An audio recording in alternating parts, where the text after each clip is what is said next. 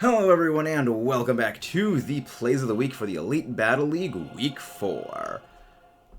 There was a lot of great matchups this week, and for the first on the list, number 5, we have the New York Metas facing the Carolina Garchomps. And that was stalling out the Dynamax Marshadow by swapping from the Dialga that was out, predicting the Mass Knuckle, into the Chandelure, and then swapping from the Chandelure back to the Dialga to eat the Max Phantasm, and then swapping from the Dialga back into the Chandelure. Now, in the end, the Chandelure did go down, because Newty did go for the Max Phantasm, not the Max Knuckle, resulting in a knockout there. However, stalling out the Dynamax allowed for a sweep out of the remainder of the team afterwards. He's probably going to go for like a Drain Punch. He's probably going to go for a Drain Punch. I don't think he's going to go for like a fighting type move. He's not going to go for a Ghost. Octo Shower. He's go big. Big. You go big or go home. Okay. Which means Zacian is safe. This is the safe Zacian play. Big.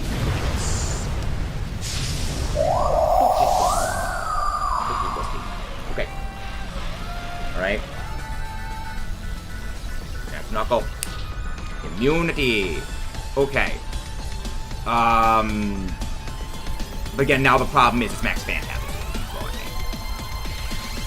I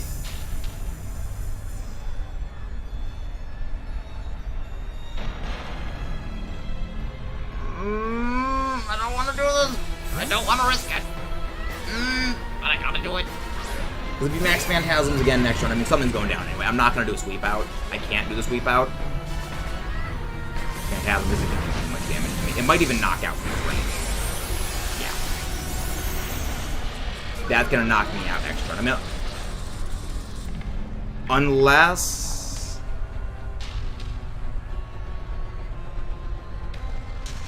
unless he gets greedy. I don't think I can pull off the same trick twice. Nope, I couldn't pull it off twice, yeah.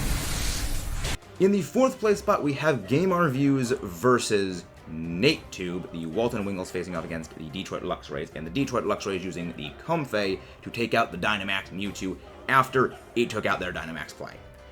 And this was just incredibly brilliant, as the Mewtwo was significantly faster at this point because of Tailwind being applied, and the triage ability of the Comfey giving it priority. So it's able to go first, get a little bit of health back after taking a hit from Mewtwo, and do that to just stall out the Dynamax enough to just waste the entire Dynamax.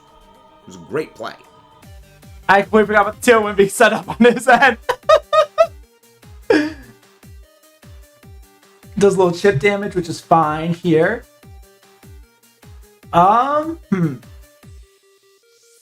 What do I want to do here, actually? Let's bring out Comfey here. Yeah. Let's bring out Comfey here.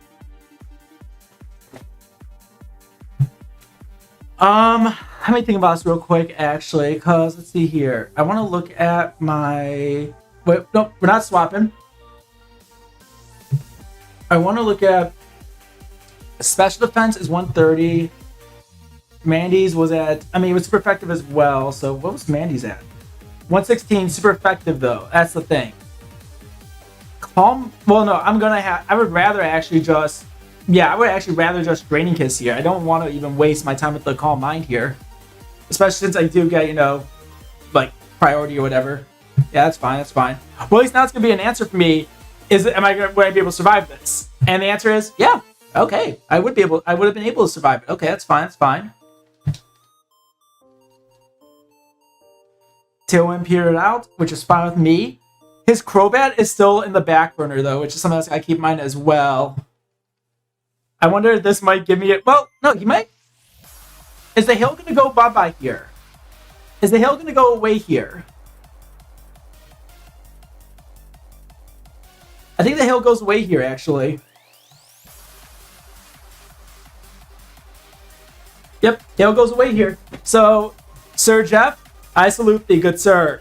Third up on this list, we actually have more or less the same thing that Jakey's been doing the entire season so far, and that is a Dynamax after Calm Mind on the Lugia. The reason why this one is so special is it was the Giga Drain play. Using that to wipe out the Rotom Wash. It was one of the only things that stood in Lugia's way, and even though he didn't get his health back because of the way Giga Drain works, after going into Dynamax moves, and it did ultimately result in Lugia going down later against the Weavile, it still removed the Rotom and gave him a huge head start by forcing Sly Guy later Dynamax into the Weavile. Sweet corn. That is brilliant. That's a great name. That is a great name. Okay, the discharge is coming. We know this. Or the T-Wave. Surely not the T-Wave. Nervous. I'm nervous, boy. Maybe the Volt Switch to break the multi-scale, boy. Okay. Interesting. Very interesting. He knows what I'm trying to do here. He knows. Nasty plot. Oh. Oh, it's like that. Oh, it's like that, is it? Okay, that's fine. Because I've got a trick up my sleeve that I don't think he knows about. I don't think he knows about. Go for another nasty plot. Thunderbolt. Just don't paralyze. Don't paralyze. Yes. Good stuff. Okay.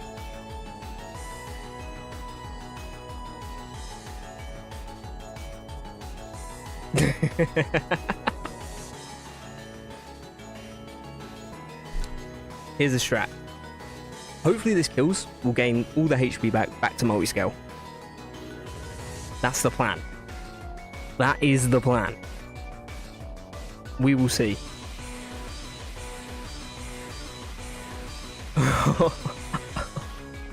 I completely forgot. It's not. We don't get any HP back from that. But at least that threat is gone. Rotom Wash.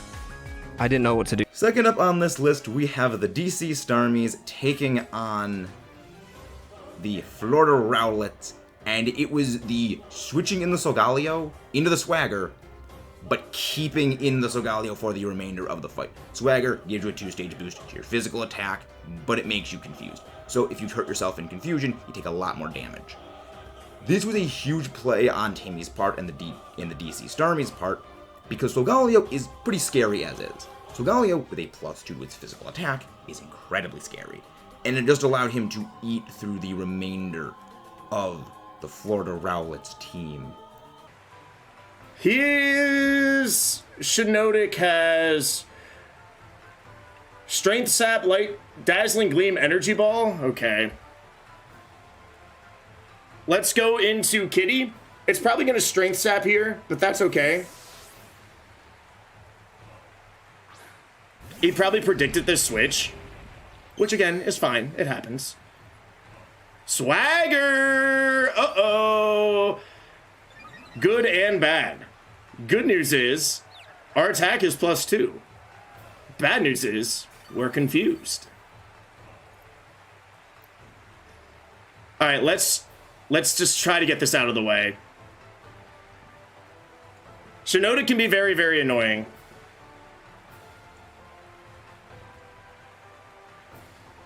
So either, I mean, as long as we don't hit ourselves, we're going to do damage to something. But now we're +2, so part of me is kind of like, can I wait out the confusion? Hopefully we get good confusion luck. He might switch into Thingamajiggy here. Yeah, he might switch into Seismitoad. Kyogre, interesting. Please! Please don't hit yourself. Don't do this. Perfect.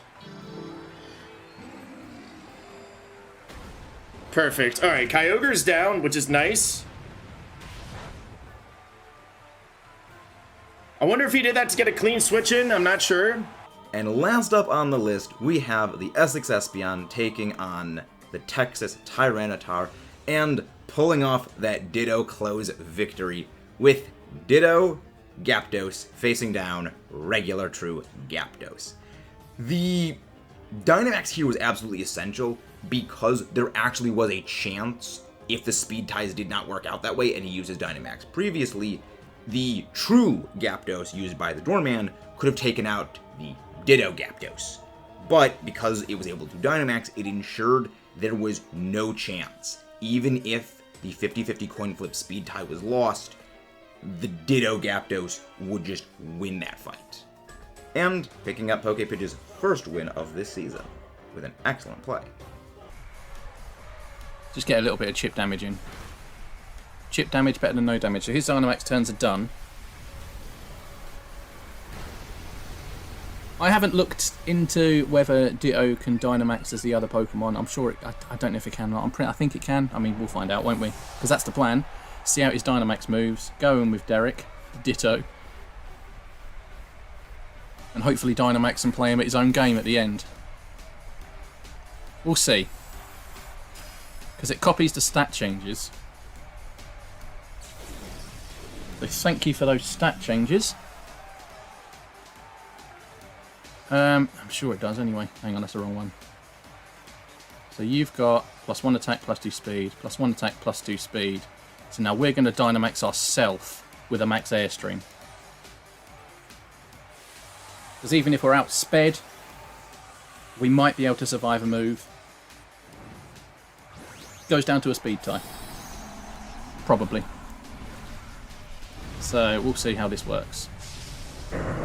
If we go first, I think we win. If we go second, I'm not too sure with this +1 attack. We go first. That's got to be it, hasn't it? That is it. Ooh, yes, we have won a battle. So, in season 4, season 6, at last. Yes. A 6-5 win. Ditto coming in very handy again. I'm glad I picked Ditto, because I don't think I'd have won that battle without it. And that is all for the Week 4 plays of the week. There was a lot of great matchups today, and honestly, there were some plays even on some of the losing teams that were fantastic. So next week we might even include some losing team plays because some of them have just been that good. But I will see you guys next time. If you haven't done so, please don't forget to like and subscribe to both all of the coaches and the EBL channel. Comment below what your favorite play of the week was, and we will see you next time.